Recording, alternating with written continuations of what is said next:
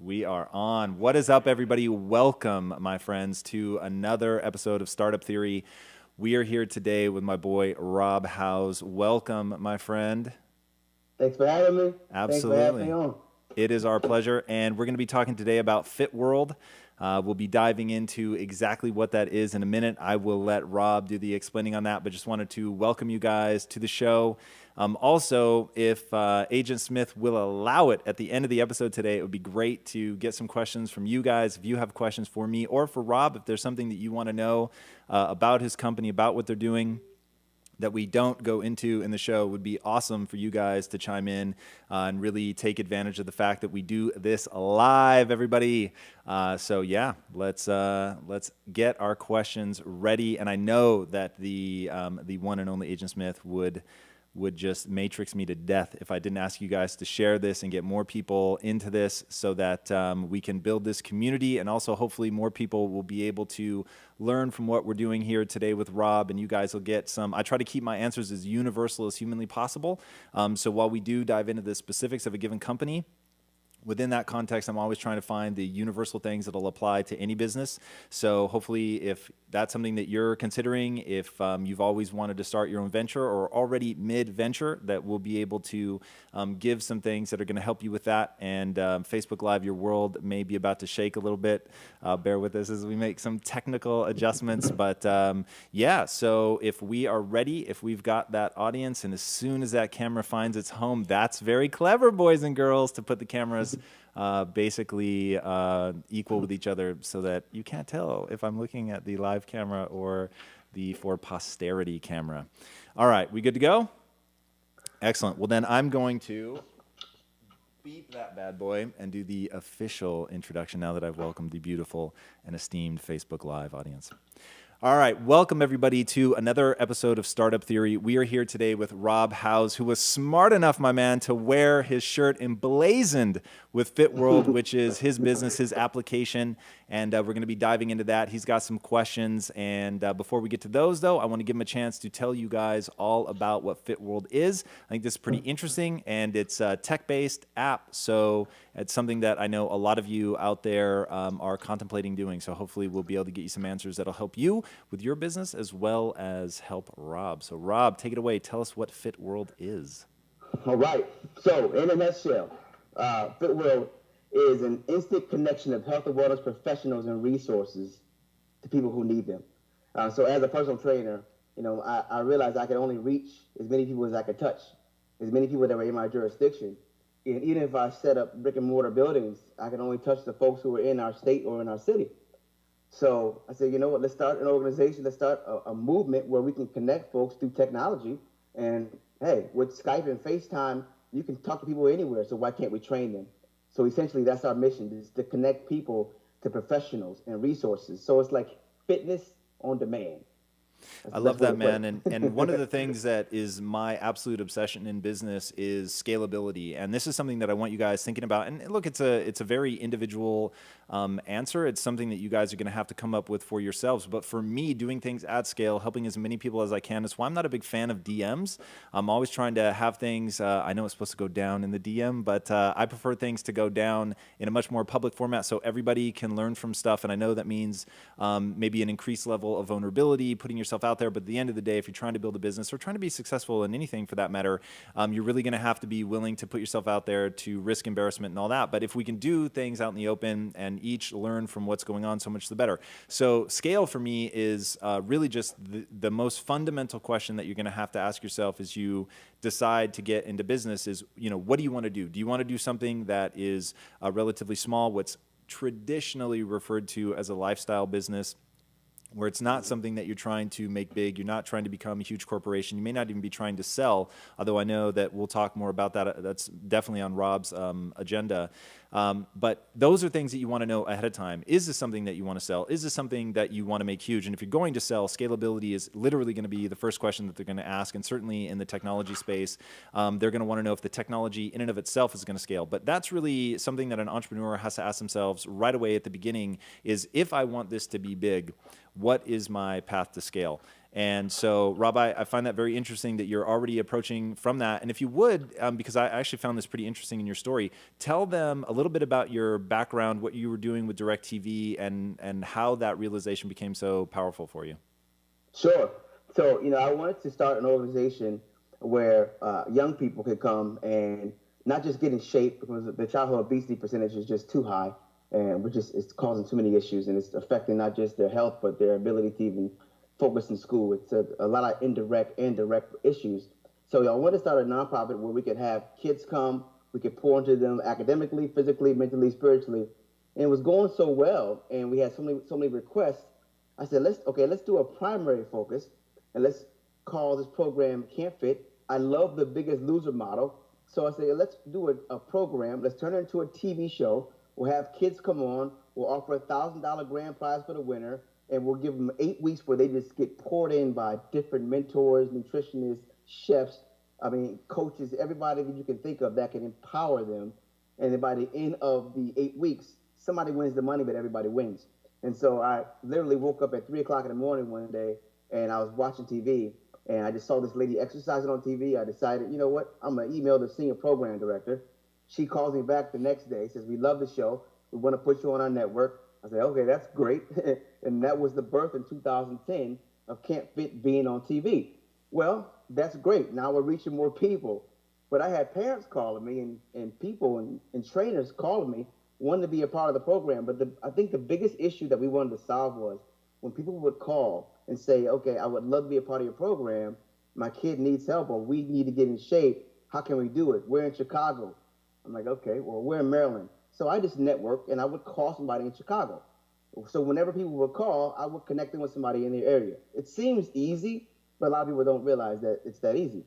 After about 4 or 5 times, I realized, okay, people are leaving. We need to create something where they come and stay, and we help them. And that was the app. And that's when I came up with the idea of Fit World.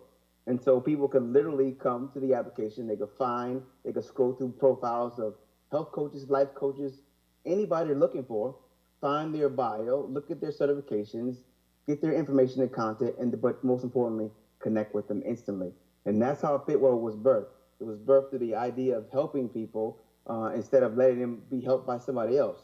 Right. I love that, when you're scratching your own itch, that's one of the most important things for any entrepreneur to do is if you're not even solving a problem for yourself, the chances that you're going to be solving a really large problem for somebody else are very, very slim. So starting with something that is a burning need that you have, and when we were at Quest, that was really the thing for us was we said, well, I don't know if there's going to be a big business here, but I know that there's at least 3 people that are going to eat this protein bar.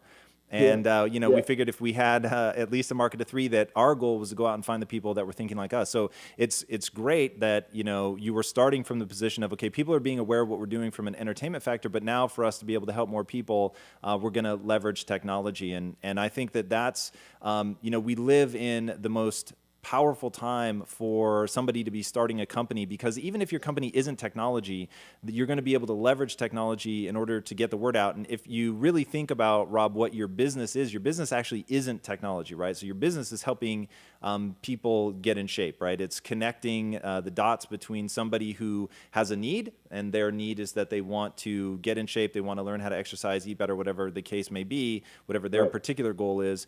And then you've got people that have free cycles. So you've referred to this as the Uber of the wellness world, where, and for those of you that maybe haven't thought about what Uber's actually doing, Uber sees themselves as essentially right now anyway, and I think it'll change as they automate everything, but they're selling spare cycles, both of the car and of the driver. And so when you have somebody who's got spare cycles and you have somebody that has a need to leverage those spare cycles, then you can bring them together. So that's a pretty powerful thing, and really is something that didn't exist not too long ago. This whole thing didn't happen, but what you really can't lose sight of is at the end of the day, and this really goes to your first question, at the end of the day, it comes down to what is the true value proposition of the product. So with that, I think it's a great transition into your first question. So fire away. All right. Cool. So, of course, while we have our plan for exiting, we have our plan, but again, you don't know what you don't know. So in your opinion, with this kind of model, what would be the best way to plan to set up strategically for a nice exit with All this right. kind of model? Yeah, for sure. So let's define terms because I know not everybody is familiar with the term of an exit. So what Rob is talking about is building the business to a certain level and then finding either a strategic who's going to acquire it and use it to grow their own business. And he has some later questions that we can go more into what a strategic partner would look like. Or you can sell to private equity or VC if they do full outright buys. And so that is really the goal for a lot of people, is to build something to a certain level and then they sell it. And there's really two paths. And I think it's important for people to understand that that isn't the only model. So selling a company is what I'll call the standard model, the standard VC model, where typically in a VC exit cycle, it's going to look something like this. You're going to get early traction. So you're going to go out, you're going to build the app, and this you have another question later that really touches on this, but you're going to build your application to a certain level, and then you're going to go to a VC, which just stands for venture capitalist, and there are people that have access to usually a tremendous amount of money, and their bigger problem is actually finding places to deploy that capital. So believe it or not, and this is really the attitude that you have to walk in with, is you're walking into a VC as the solution to their problem, which is they have all this capital, all these resources, they have what are called limited partners who are essentially pledging money to their fund, and then their job is to get a return on that. So, let's get crazy. Let's say that they have $1 billion under management. They've got to deploy that capital, and then they're expected to get a return. And what they're doing is they're investing in companies. Now, it's high risk, high reward. Most of the time, a VC is using a spaghetti model. They throw a bunch of stuff against the wall, and they see what sticks. And it's what's more lovingly referred to as a portfolio strategy. So they know that most of the companies in their portfolio are going to fail. Okay, so let's all drink that in for a minute. They know going into it that most of the companies are going to fail. And that means you have to be really cognizant of how the model works, that you're going to want to make sure that you understand that early wins get the attention. So if you go to a VC, they're going to give you, and let's say that they give you capital, they're going to give you a time frame. It's usually 3 to 5 years. You might be able to stretch them a little bit beyond that, but traditionally it's going to be about 3 to 5 years, and then they're going to expect you to exit, either IPO, which is an initial public offering, or just outright sell to a strategic. And that really does put a gun to your head, and you have to think about that. And so you're going to want to, or you will be forced to grow your company in one way if you have a VC, and versus the other model, which is called the evergreen model. And this was really, it's being spearheaded. I would say it was started by, but I'm very open if somebody else, started this before him, but a guy named Dave Wharton, who is just a great guy and has something called the Tugboat Institute, which, full disclosure, I'm a member of. And I'm a member of the Tugboat Institute because I really believe in the evergreen model, at least as people knowing that there's both of these models that exist. And the evergreen model is very simple, that you're going to keep your company forever. You actually have no intention of selling your company. And I think the reason that I find that so appealing is, one, I believe that it makes for better companies. So many acquisitions fail because of culture problems, the founder problem. So, Rob, when you think about it, like, you've got a lot of energy, enthusiasm, passion for your idea, but if you sell to somebody else, they may not share that same passion, energy, and drive for your mission. Yeah. And so when you sell to somebody, and I don't know the exact stats, but I remember them being just ridiculously high, the percentage of companies that sell and then fail.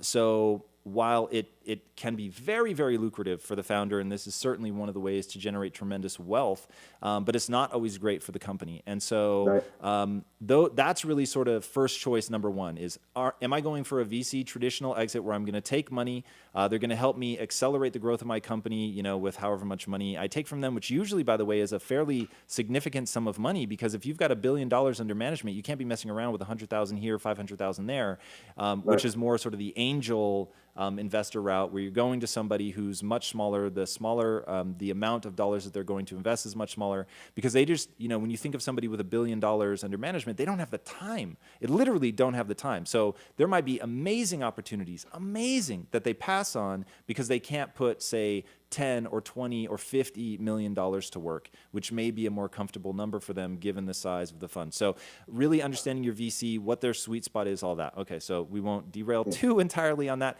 But so those are the two basic models. And to give you a little more color on the evergreen model, it assumes that you want to hold the company forever. There's going to be a different structure where you're going to be paying your investors back in dividends, essentially.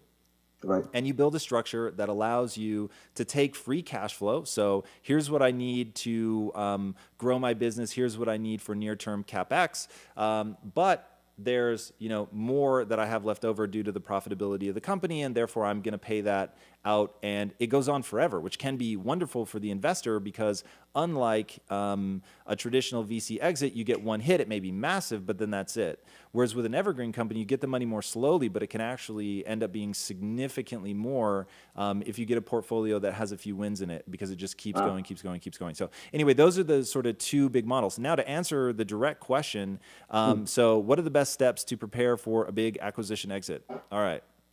I want everybody to lock in their mind what they think the answer is. Rob, I'll ask you to do the same. I want it in one sentence or less because mine is going to come that rapidly. So, all right, everybody have it locked in? So they can't give us hindsight. Yeah, I knew that was the answer. All right, Rob, what's your answer? What do you think? One sentence. To create a platform where you have the most people and the highest retention.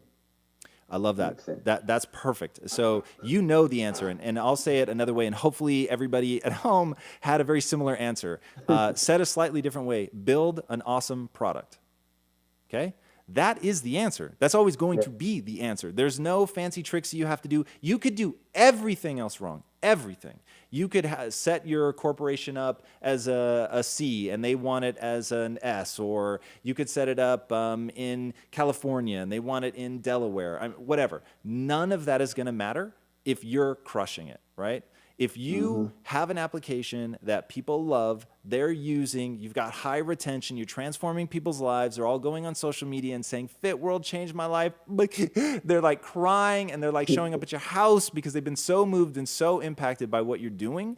Dude, anyone's going to want to invest at that point. Anyone's going to want to acquire you. If you show growth, you show that there's room to grow more, you show retention, that at the end of the day, that's it. And that doesn't matter no matter what you're trying to do, right? Whether it's a physical product, whether it's technology, whether it's an app, whether it's a clothing line, the only thing that matters is that it's a truly great product that has adoption. And then a little bit of growth rate doesn't hurt. So that really is like everything else will take care of itself. And, there's a lot of fancy stuff like where to incorporate your company and all that. Honestly, at the end of the day, it all pales in comparison to just building a really, really great company. So, as a startup, man, I just cannot emphasize enough. That's where all of your time and attention should be, is making sure that when you put these two people together, that both of them have an incredible experience, that you're working on your UI and your UX to facilitate these meetings, that you find a way to, and maybe it's as simple as rate and review, to find a way that the cream rises to the top, and that the people that are rising to the top want to stay in your platform, because that's really going to be your bread and butter, right? The bread and butter is going to be, I want to gain muscle or I want to lose fat. I go on Fit World and I rapidly get a hold of somebody who motivates me, who uplifts me, keeps me going, and most importantly, delivers results. Yeah. If you're able to do that by retaining your, top tier talent, then the rest will take care of itself. Yeah. Good stuff. 2 words, great product. Booyah. Pretty simple. Indeed it is, man. I mean, look, execution is everything, and I don't want to undermine how hard execution really is, but, you've got to let something be your guide, and making a great product, that's really got to be just at the core of every decision you make.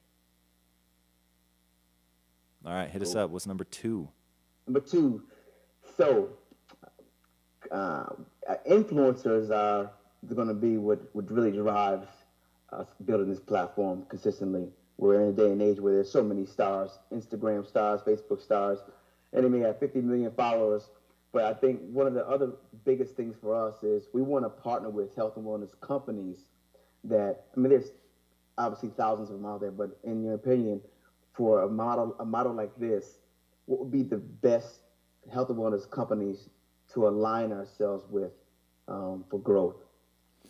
Well, that's really going to come down to the company's agenda, right? So, one thing, and thinking about what it was like at Quest, and people were reaching out to us every day, and they wanted to partner, and it's you don't say yes and no based on whether they're a good company or whether they have something really amazing that they're trying to offer the world, because you're getting hit up all the time by great companies with something great to offer the world. So it really comes down to what is that company's agenda, right? What are they trying to do? So Quest was making huge plays into cancer, right? That was really, really meaningful to us, and really trying to do something incredible there. So understanding what that company is trying to accomplish, right? Understanding that Quest was like diehard about metabolic disease, that they really wanted to make just great products that people could choose based on taste that happened to be good for them. Like all of the things that we were putting out into the world, we were telling people this is what we were about. It was really astonishing how few people actually understood that. And so when they're reaching out to us, not showing a level of understanding about who we are, what we're trying to accomplish, was really the death knell for a lot of people reaching out. So you want to find out like who those companies are that you think might fit into the world. So obviously you guys are in health and fitness. So partnering with companies that's just like their leading edge, and it may be different companies than you think, right? So it's not always going to be the obvious ones, but certainly in the realm of food, there are some very obvious players who clearly care about health and wellness.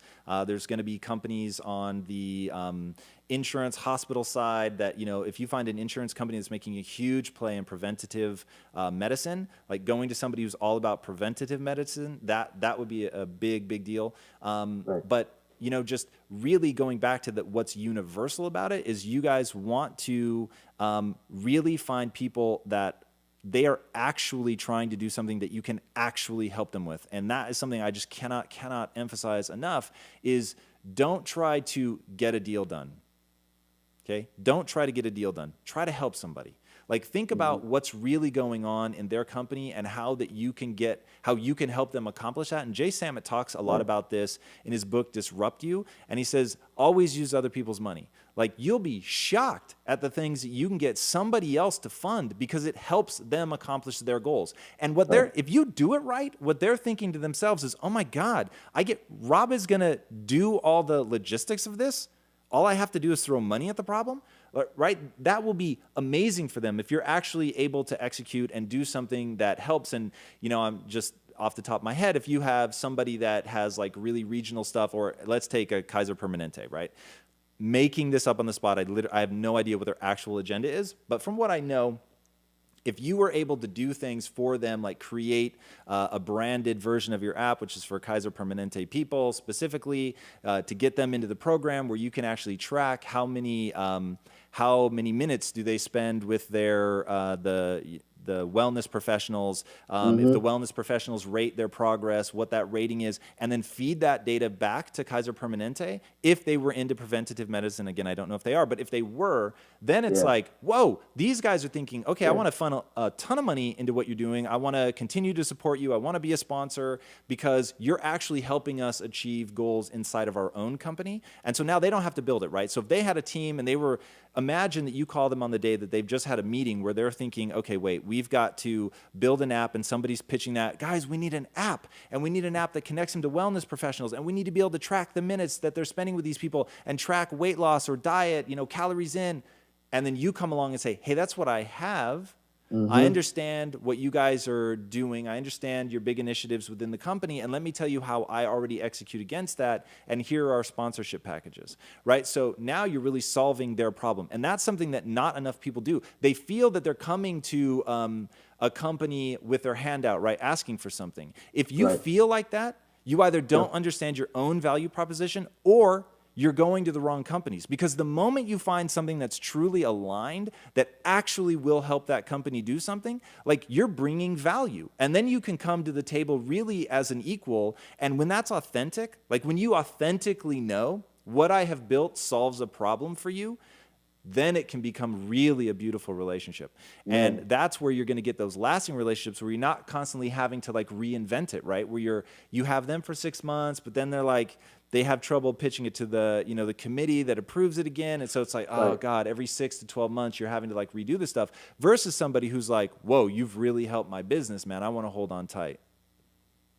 Man, that's a paradigm shift right there. Wow. Yeah. That's a whole different concept because you think when you go into companies, yes, uh, you don't know me, can I work with you? And if you have that approach, as opposed to it's a value add, so it's a no-brainer for you. Let's do business. That's a okay.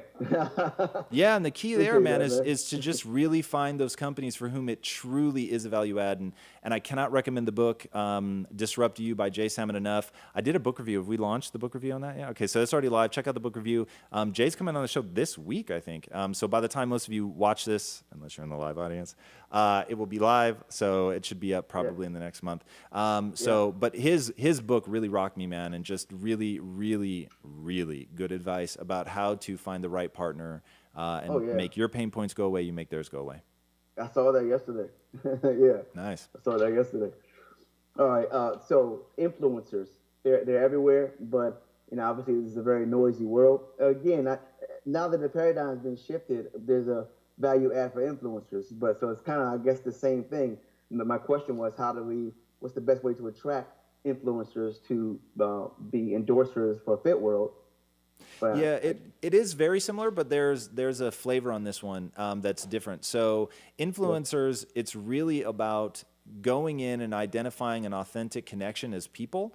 So the most important thing is because people are putting themselves out there so aggressively on social media, you can really learn what they're about. Like you can find out what they want, what they're trying to accomplish, what their community is all about, their ethos. And once you have that, then you really can go and write them a letter and tell them who you are. It can be a DM, but think about how many DMs they get all the time. Write them a letter, which is going to be way more rare, and just tell them, like, I see you, right? In the avatar way. Like, I see you. I know what you're trying to do. I know what you're trying to accomplish. I think it's amazing. I'm reaching out because I actually believe in what you're doing, right? And that's the key. Only reach out to people you really believe in, that you can authentically, like, be, you don't want to be a gross fanboy, but when you can be authentic and show appreciation, like, that goes a long way. Don't be a sycophant, but show authentic appreciation. That goes a long way. People, obviously, that feels good.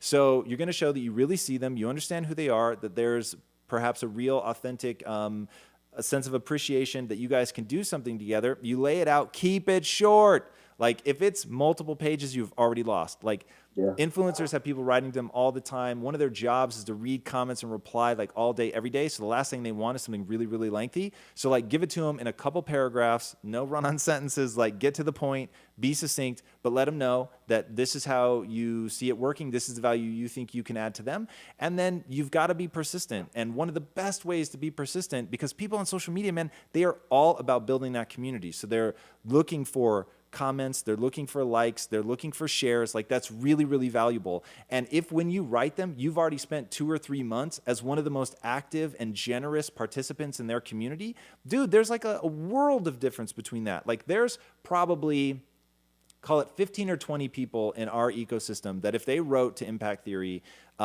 dude, in a heartbeat, like I would listen to them, I would take them out to lunch, whatever, because they've been so generous with their time and energies in our community, not just replying, liking, and sharing, but like supporting other people in the community, which is a thing for us. It's not going to be a thing for everybody, but that's a thing for us. And so when people are doing that, like you get my attention, right? I know who you are. So I'm reading all the comments. I see the people that are sharing. Like we pay attention to that stuff because that's the lifeblood of what we're trying to do. So if you've done that and you've really been adding value consistently over time, I'm not talking for a week. I'm not talking about like you went gung-ho for a day. I'm talking I see your name over and over and over for months.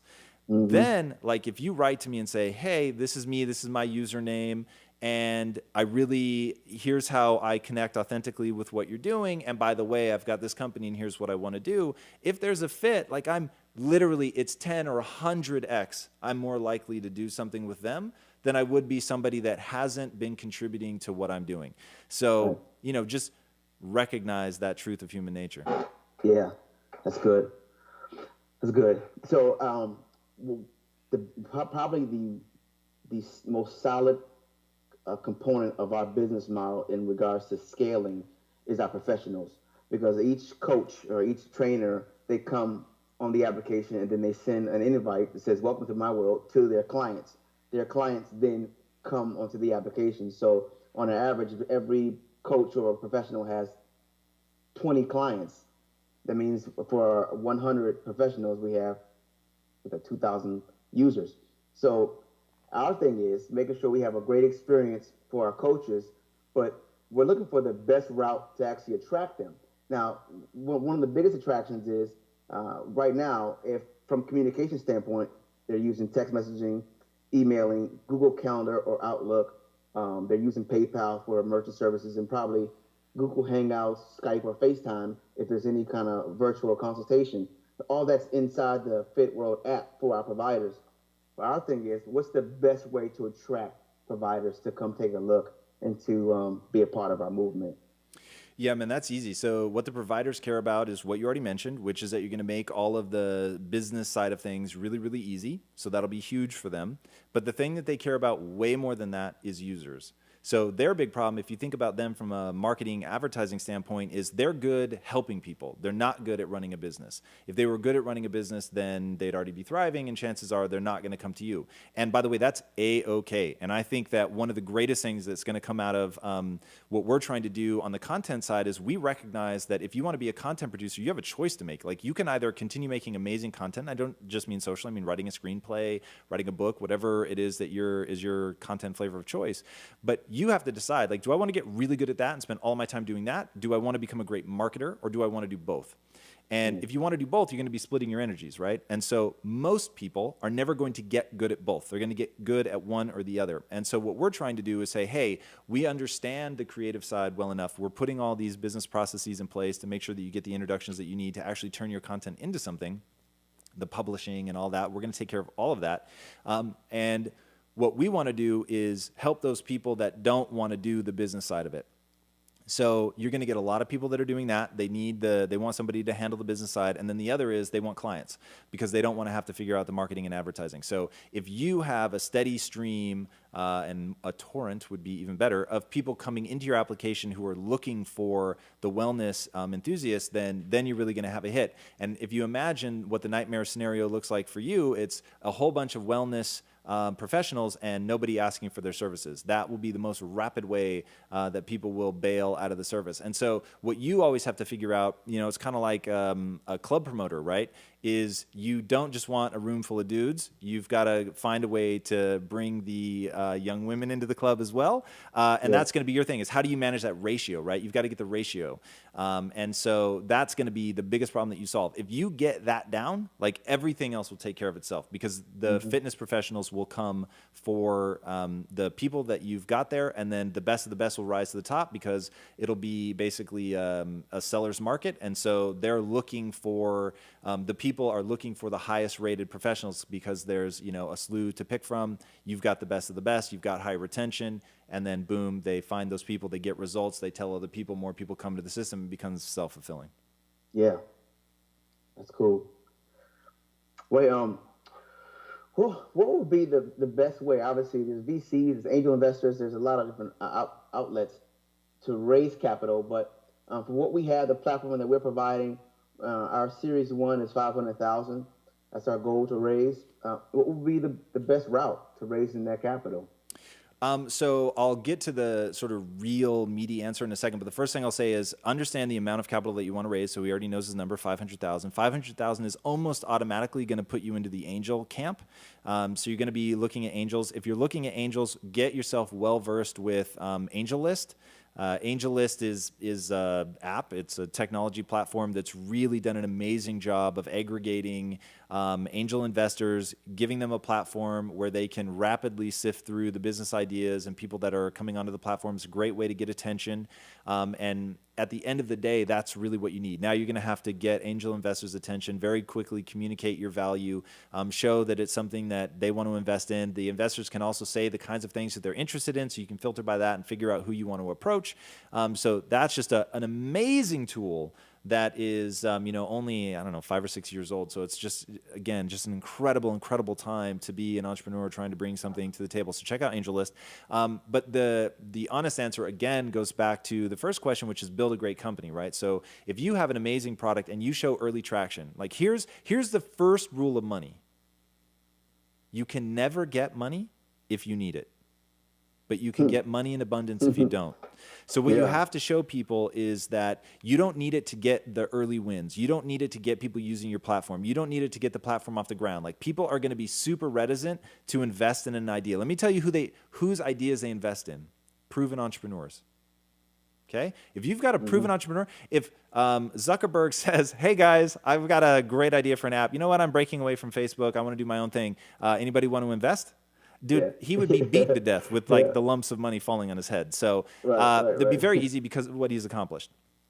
If you're not a seasoned entrepreneur, then you've got to show early traction. And yes, that means you've got to hustle. Yes, it means you've got to grind. Yes, it means you've got to win with no capital. But look, not having access to huge amounts of money in today's age just shouldn't matter that much. Not for early traction. For scaling, for sure. But like with Amazon Web Services, that goes away. You can get somebody overseas where it's much more cost effective to design your website. I mean, there's just 1,000 ways to get this stuff done for cheap. You should be able to get a website up and running, showing what your app is about.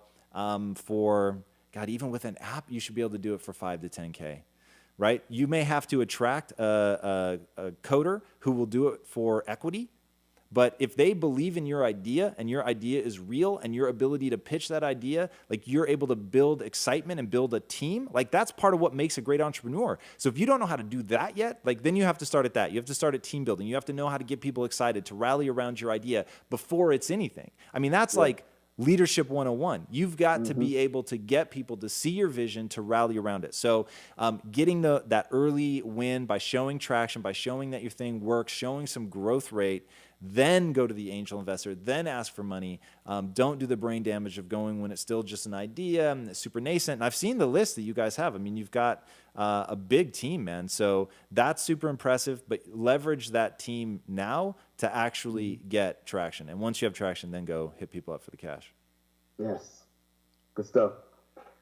How much time do I have? Yeah, where are we on time? 10 more minutes. We have a couple audience questions. Wow, this goes fast. All right, let's hear some audience questions. All right. Okay. First one is from Laura. She says, what are the challenges and benefits of spending your time building your own app versus just building up a large following on existing platforms?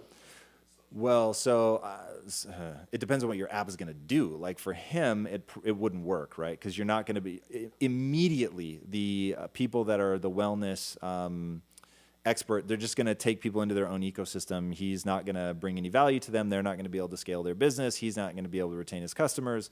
So it's like the very value proposition that he has is, I'm going to make the business part easy for you, and I'm going to create a sticky environment where once somebody comes into the environment, they may not stay with the same fitness professional, but they'll stay in our ecosystem. And then, when they come available, then you'd be able to get access to them. So it's really, there aren't a lot of businesses that can exist solely within the universe of social media. I mean, if you're just trying to be like a paid influencer, maybe, but even then, like, if you're selling information, you've got to have some platform that you can point people to. You don't necessarily need a full-blown app, but you need a website that can, give them the info that they're going to download. So, yeah. All right, one more question. This one's for Rob. Is FitWorld providing guidance to trainers and or screening them to avoid any predatory practices? Oh, absolutely. So we have a pretty deep vetting process where they have to upload their certifications. We do a cross-analysis on their social media platforms. And of course, then once they are in the system, we have an Amazon-type rating system to where, once someone uses their services, they can then comment about their experience. Of course, we can't control everything, but we'll do the best we can to make sure that we're getting dedicated professionals on the platform. Because again, that customer service drive is what's going to give us the retention we need to thrive. All right, makes sense. Back to Rob. All right, Rob, we probably have time for like one more. Okay. All right. So let me go to a John Maxwell question. Tom, you're in this industry. You built an amazing company with Quest Nutrition, and I know your story in regards to the passion of why you even got involved in this wellness industry in regards to your family and your own life. For what we're doing, who do you know that we should know? Wow, man. There's a big universe of people on Instagram, on Facebook that are influencers that are really, really touching people's lives. I would start there. I don't know that it's about building that personal relationship, because the honest answer is you and I don't have a relationship, right? So it wouldn't come down to me making an introduction to you because I'd need to know you and have a relationship with you first. But it does come down to, in the world of social media, that you can be delivering value to those people right now, doing something positive for their community, finding out what it is that really drives them and making sure that you're delivering against that. And then that becomes the way that you're going to meet those people that you need to be those early influencers that are really going to help you take off. And one thing I really want people to understand is, you've got to be playing the long game in relationships, and don't make the mistake that I made. I eschewed networking forever. That pause was whether I should define eschew. I didn't network for a very long time. And I didn't do it because, man, I know it's probably hard for people to believe, I'm introverted. So I don't actually love going out and networking and meeting people from scratch. But finally, I had to force myself to do it, right? Do and believe that which moves you towards your goals. And I just knew that I've got to get out there, and I've got to figure out how to get past this mental block. And so I started networking probably about, I don't know, 6 years ago. And it has just turned into this super, super powerful thing in my life, and has become how I've met a lot of amazing people, but they never turn into something in the short term, right? It's the people that I met 4 and 5 years ago that I've consistently proven that I am who I say I am, that the person that I represent in social media actually is the person that you're going to see and meet off camera, delivering value to them over time, being consistent, actually caring about them and getting to know them as a person. Like, you want to be doing all of those things. So, I mean, best case is the people that you're going to meet now, they're going to plant seeds that will help you down the road. And you definitely want to be investing in that and going to any kind of meetup, networking event that you can that's in the space that you really care about. And whenever possible, meeting somebody on the ground of really wanting to be able to help them do something. And when you can do that authentically, like they're just doing something that you're into, then it really, really pays off. So start networking now. These days, man, with Facebook and social media, it is so easy. Like, there's so many people doing, like right now, we have a meetup going in Atlanta with Cindy. So, hey, anybody in the Atlanta area? So that's, the kind of thing that you want to do. There's just, people are doing this left, right, and center. Start building those relationships now. Identify those organizations when it's not just a person. Identify the organizations. If they have meetups, or like find out where, I mean, with LinkedIn, like you can find out like who's the person within the organization who's going to have the pain point that I can solve, right? Because it's not going to be just the organization in general. It's going to be one person in the organization who's in charge of something that you're actually going to be able to help with. See if they're doing something, if they're involved in something, and find that area of real, authentic, common overlap where you can go and get to know them. Common, authentic overlap. Word. Got it. That's good. Awesome. Yeah. I'm not sure. How did got it end up in air quotes? I put that in quotations. That's like I love it. I honestly, man, it boils down to, I guess, two main components. From the one side of how do we thrive and how do we keep retention, build a great product, and how we build relationships, add value to people. I mean, that's kind of what I got out of this interview. Two easy things to understand and to manifest. Appreciate it, man. Thank you. For sure. And it sounds like you took exactly the right things. And that'll be the universal takeaway, as many times as we do the show. I promise you that adding value, being consistent over time, making a great product, like those are going to be the things you hear over and over and over, because those are the only things that are real and that last. And what I always want people to understand is that value is the only thing you can monetize consistently over time. So there are other things that you can monetize for a second. Like, you can be a great marketer and you can monetize a powder pill, potion, snake oil, you know what I mean? And you can get a quick win. And those wins confuse people and make people think that that's the way to do business. And that is really the fastest way, especially in today's open economy, for you to really destroy your credibility and not be able to do something in the future. So value sells over the long run. You can always monetize value creation. So focus on that. Everything else will take care of itself. Rob, thank you so much for joining us, man. Is there any, where do you want people to find you online? So they can go, fitworldwide.net is where they go to pre-register for the app. We'll be launching within the next 30 days. Right now we have our prototype. We're breaking it, messing it up, making sure it's ready to, MVP is ready to be put into the marketplace. So we're on Facebook, Fit World app. That's where you can find us on all our social media platforms. Fit World app. Perfect. And we'd love to have you come by. And right now we're putting a lot of good content on the on our web page and on our Facebook page. Just anybody who's interested in anything health and wellness related, mentally, physically, spiritually, we just pour content on there and building our community. Nice, man. That's awesome. All right, guys, be sure to check out Fit World app, see what they're up to, see if you can help, if it's something that you want to be involved in, if it's something that you can use in your own life. But go check it out. And if you haven't already, be sure to subscribe. This is a weekly show. And if you have something that you want to submit, you have a business idea or a business that's already up and running and you want to be included on an episode of Startup Theory, be sure to email us at connect, that's CONNECT, at impacttheory.com. And we will send you some stuff that you need to fill out and send back. And then hopefully we can get you on air. All right, guys, thank you so much for joining us. And until next time, my friends, be legendary. Take care.